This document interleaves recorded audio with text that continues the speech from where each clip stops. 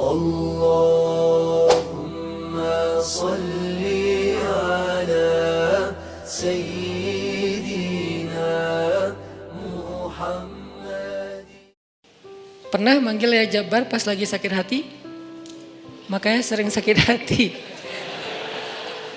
Jabbar itu panggilan untuk orang yang lagi sakit hati, habis dikecewain. Dikecewain oleh apa? Banyak lah, tergantung circle kehidupan kita ya.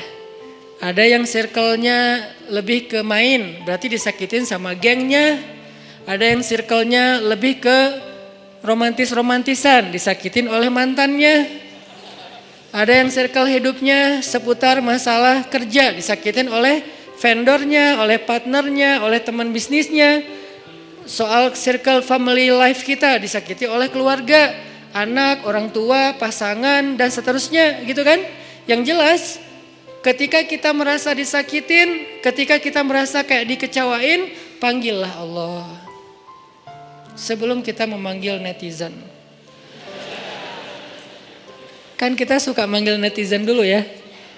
Posting, update status, story. Terus story-nya tuh curhatnya minta respon lagi tuh. Dengan kasih polling lah. Dengan request lah gitu kan. Baiknya gue putusin atau enggak ya, request gitu. Semuanya putusin terus dia bingung. Gimana ya. Nah sebelum kita istisyarah kepada netizen. Karena netizen itu istisyarah. Bukan istifta, bukan istikharah. Yang paling tinggi itu kan derajatnya dari 3 level. Meminta pendapat nomor 1 tuh istikharah. Minta pendapat Allah. Kedua istifta, minta pendapat ulama. Orang yang berilmu. Ketiga istisyarah, minta pendapat orang yang lebih bijak dan berpengalaman.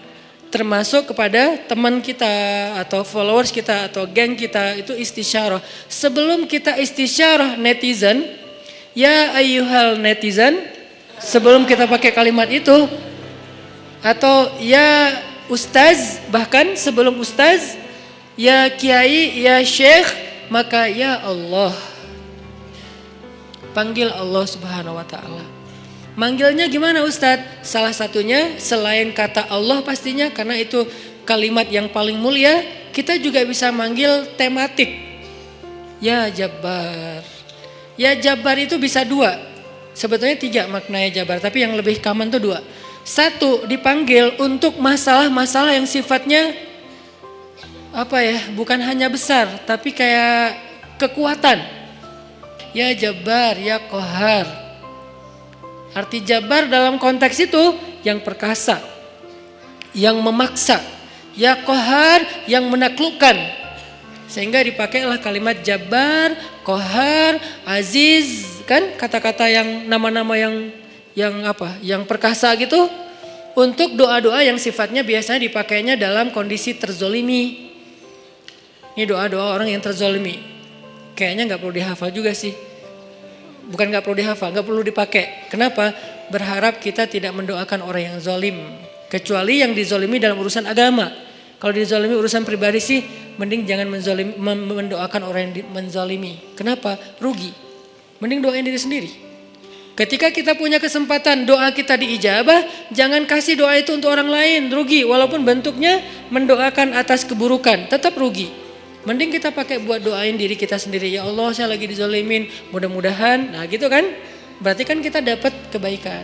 Ya Jabbar, itu panggilan orang yang sedang sakit hati. Jadi 1 artinya untuk orang yang lagi dizolimi, 1 lagi untuk orang yang lagi hatinya kayak sedih, kayak disakitin. Gak sebesar zolim sih, cuman ya lumayan lah, bikin gak bisa tidur, bikin tumbuh jerawat gara-gara itu gitu kan ya.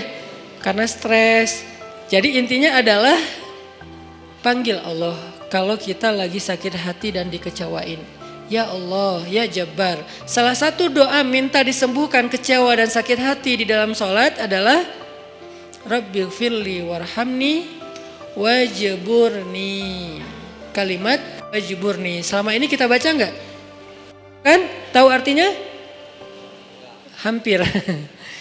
Apa arti wajburni? Bukan paksa aku dong Allah, enggak. Padahal arti Jabbar juga yang memaksa kepada kehendaknya. Tapi kalimat wajburni, makna jabbar di sini makna yang ketiga di antara 3 makna jabbar, yaitu yang mengobati sakit hati. Jadi ketika kita berdoa, Rabbighfirli warhamni wajburni warfa'ni warzuqni wahdini wa'afini. Banyak banget ya. Luar biasa kita ya. Wajburni itu artinya kalau kita terjemahin, sembuhkanlah sakit hati saya. Atau bahasa lain juga bisa diterjemahin, hiburlah aku ya Allah, aku lagi sedih nih.